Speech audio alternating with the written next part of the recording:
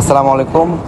প্রিয় দেশবাসী, আপনারা সবাই জানেন আমাদের প্রাণপ্রিয় জুলাই আগস্ট অভ্যুত্থানের পর থেকে বলিষ্ঠ কণ্ঠস্বর ও শরীফ ওসমান হাদির উপরে যে বন্দুক হামলা হয়েছে, গুলিবিদ্ধ হয়ে তাকে এবারকে হসপিটাল থেকে রেফার করা হয়েছে সিঙ্গাপুর জেনারেল হসপিটালে। এবং সিঙ্গাপুর জেনারেল হসপিটালে গতকাল 6:30টার দিকে তাকে রিসিভ করা হয়েছে ইমার্জেন্সি কমপ্লেক্সে। এবং তাকে ইমার্জেন্সি ভর্তি করার পরে যে আবার চিকিৎসা শুরু হয়েছে এবং তার চিকিৎসার আপডেট নিয়ে আমি কথা বলছিলাম।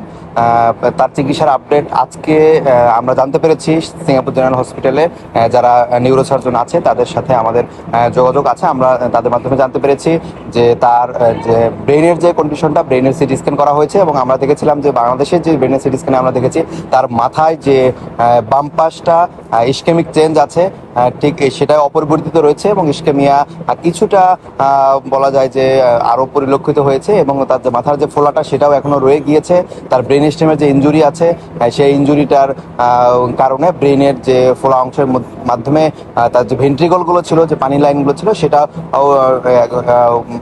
প্রায় বলা যায় যে অসুবিধার মধ্যে আছে। এবং তার যে কিডনি, হার্ট এবং লাংস আর্টিফিশিয়ালি ভেন্টিলেশনের মাধ্যমে চলছে এবং তার ফুসফুসের সিটি স্ক্যান করা হয়েছে এবং সেই ফুসফুসের সিটি স্ক্যানেও তার ব্লাড দেখা দিয়েছে, যেটা কিনা বাংলাদেশেও ব্লাড দেওয়ার কারণেই মূলত চেস্ট ড্রেন দেওয়া হয়েছিল।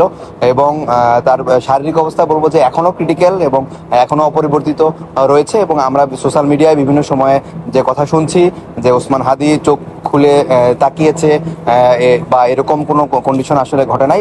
মূলত ওসমান হাদির কন্ডিশন এখনও ক্রিটিক্যাল এবং তার কন্ডিশন অপরিবর্তিত রয়েছে এবং যেভাবে তার জিসিএস ছিল E1VT-3, সেটাই মূলত এখনো আছে। এবং আমরা আশা করি যে ওখানে সিঙ্গাপুর জেনারেল হসপিটালে তার যে বিভিন্ন মনিটরিংগুলো ছিল সেই মনিটরিংগুলো এখনো কন্টিনিউসলি করা হচ্ছে এবং আমরা দেখতে পাচ্ছি যে আসলে তার শারীরিক অবস্থা অবনতি হয় নাই বা উন্নতিও আমরা খেয়াল করি নাই। তার অবস্থা স্ট্যাটিক আছে এবং তার জ্ঞান ফিরে আসার সম্ভাবনা যদি আমরা বলি তাহলে চিকিৎসকরা বলেছে এখনো আসলে আমরা ওইভাবে অ্যাসেস করতে পারছি না যে আসলে কি হবে। তবে আল্লাহ চাইলে তো সব মিরাকল ঘটাতে পারেন এবং আমরা চাই যে শরীফ ওসমান হাদির মতো বলিষ্ঠ কণ্ঠস্বর বাংলাদেশের জন্য, বাংলাদেশের জাতির জন্য আসলে খুব বেশি দরকার। এবং আমরা সবাই দোয়া করব তার শারীরিক অবস্থা যে পর্যায়ে আছে সেই পর্যায়ে থেকে যাতে কামব্যাক করে এবং সে স্টিল ফাইট করছে এবং আমরা চাই যে আসলে